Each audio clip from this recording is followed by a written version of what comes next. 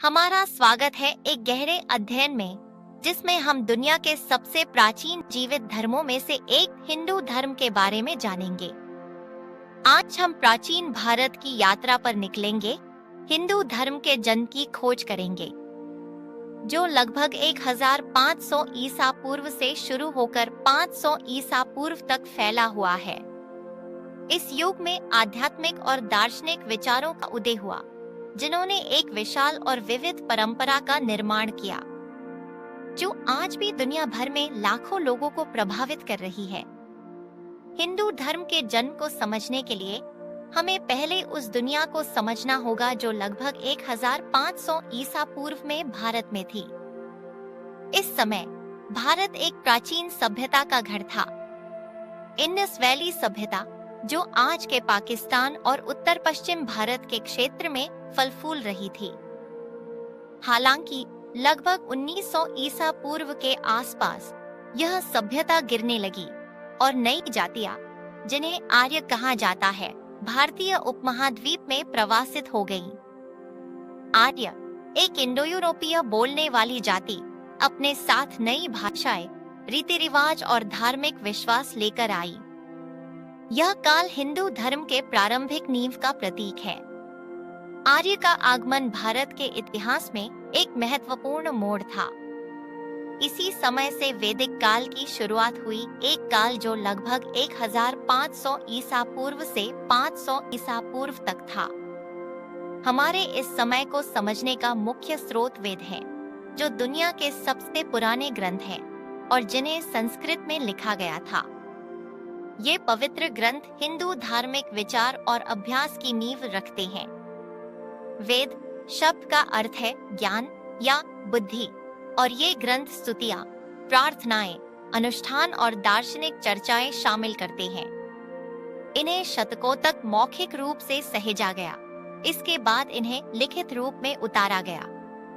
ऋग्वेद, जो इन ग्रंथों में सबसे पुराना है, एक ब्रह्मांडीय व्यवस्था के बारे में बात करता है, जिसे ऋता कहा जाता है।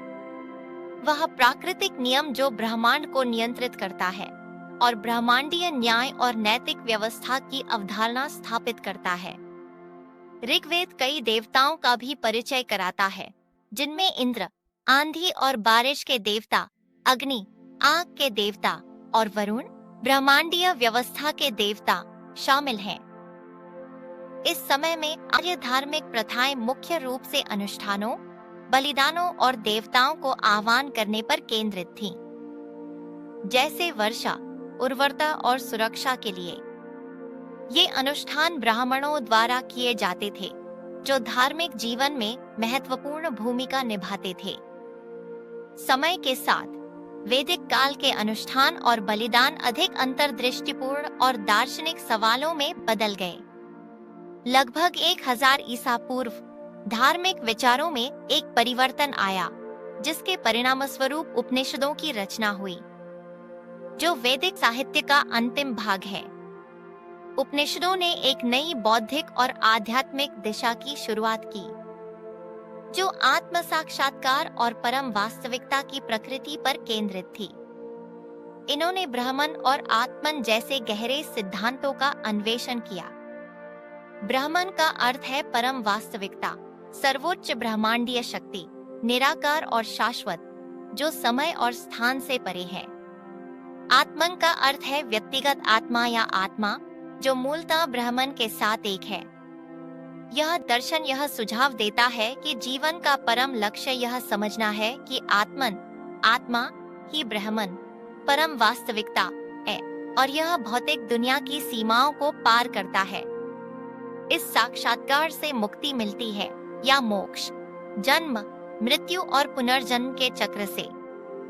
उपनिषदों ने धर्म की अवधारणा भी प्रस्तुत की। वह नैतिक और वैधानिक कर्तव्यों का पालन करना, जिसे प्रत्येक व्यक्ति को एक राइटियस जीवन जीने के लिए करना चाहिए। लगभग 500 ईसा पूर्व तक हिंदू धर्म उस रूप में विकसित होने लगा जिसे हम आज पहचानते हैं। इसी समय हिंदू धर्म के कई महत्वपूर्ण सिद्धांतों को और विकसित किया गया और यह पूरे प्राचीन भारत में फैलने लगा। कर्म का सिद्धांत, कारण और प्रभाव का नियम हिंदू सोच में केंद्रीय बन गया। यह मानता है कि प्रत्येक कार्य के परिणाम होते हैं और किसी के भविष्य की परिस्थितियां उसके पिछले कार्यों से निर्धारित होती हैं। संसार, जन्म, मृत्यु और पुनर्जन्म का चक्र व्यापक रूप से स्वीकार किया गया।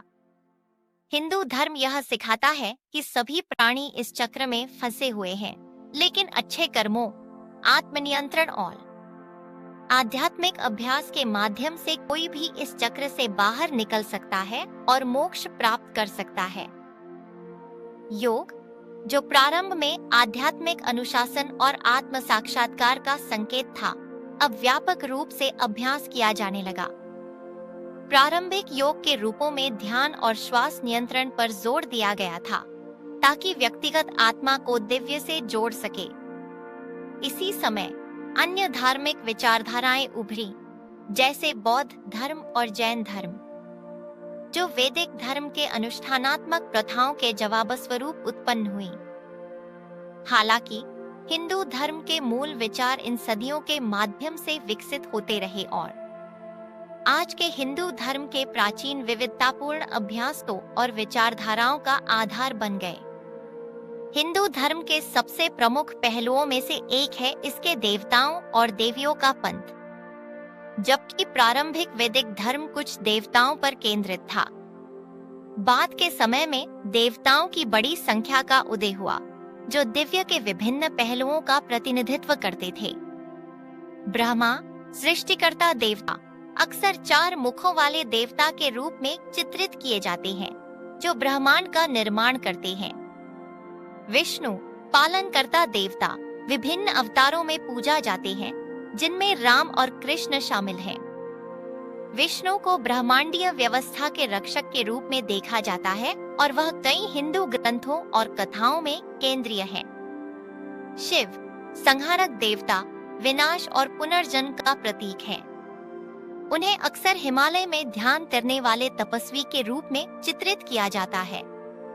देवियां, जैसे लक्ष्मी, धन की देवी, सरस्वती, ज्ञान की देवी, और पार्वती, माँ देवी, हिंदू पूजा में समान रूप से महत्वपूर्ण हैं। ये देवता और देवियां विभिन्न अनुष्ठानों, त्योहारों और व्यक्तिगत भक्ति के माध्यम से पूजे जाते हैं। समय के साथ ये देवता दार्शनिक अवधारणाओं के प्रतीक बन गए और उनकी कथाएं नैतिक शिक्षा और आदर्शों को उजागर करती हैं। 1500 ईसा पूर्व से 500 ईसा पूर्व तक का काल एक आध्यात्मिक और दार्शनिक परंपरा की नींव रखने वाला था, जो सदियों तक लाखों लोगों के जीवन को आकार देगा। हिंदू धर्म का जोर सत्य, अहिंसा, आत्म साक्षात्कार और दिव्य ज्ञान पर था, जिसने अनगिनत पीढ़ियों को प्रभावित किया।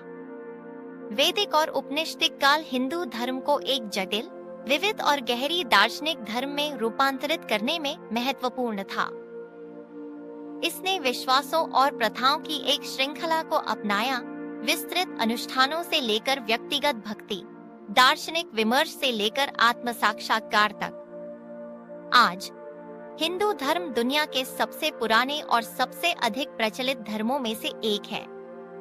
इसके बीज, जो प्राचीन भारत की उर्वर भूमि में बोए गए थे, आज भी बढ़ते और विकसित होते जा रहे हैं। वेदों और उपनिषदों का दर्शन आज भी लाखों लोगों को सत्य, शांति और अंतिम मुक्ति की खोज में मार्गदर्शन करता है। हमारे साथ इस यात्रा में शामिल होने के लिए धन्यवाद, जहां हमने हिंदू धर्म के जन्म की खोज की। अगर आपको यह वीडियो पसंद आया तो लाइक, कमेंट और सब्सक्राइब करना न भूलें। और प्राचीन दुनिया की और रोमांचक कहानियों के लिए हमारे साथ बने रहें।